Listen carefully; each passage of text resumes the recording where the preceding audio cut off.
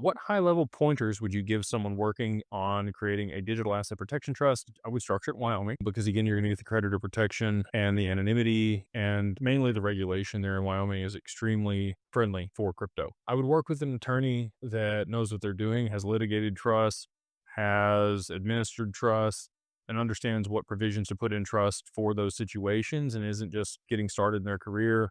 They've got a lot of tenure and understanding of what's going on. I would look at adding different clauses to your asset protection trust to make sure that it meets the criteria and how you want to manage your estate over the long term. If it's over 100 pages, it's probably too extensive and too rigid. If it's less than 30 pages, it's probably not as robust as you need. So somewhere in between those two amounts is probably going to be the sweet spot for you to capture everything that you want inside that and also give you the ability to be malleable because you want things to be flexible with it. You're going to want to pick a good distribution trustee, somebody that you trust enough to help you out. Obviously, they do have to do things to make sure that they're abiding by what they're supposed to do and not just give you your assets out of your trust anytime, especially if it is to pay off creditors. That's their job to protect you in that situation. Work with a really good attorney. I would try to make sure that you're finding the best attorneys to work with that understand digital assets and are going to set it up the right way. And, a lot of what I just mentioned there.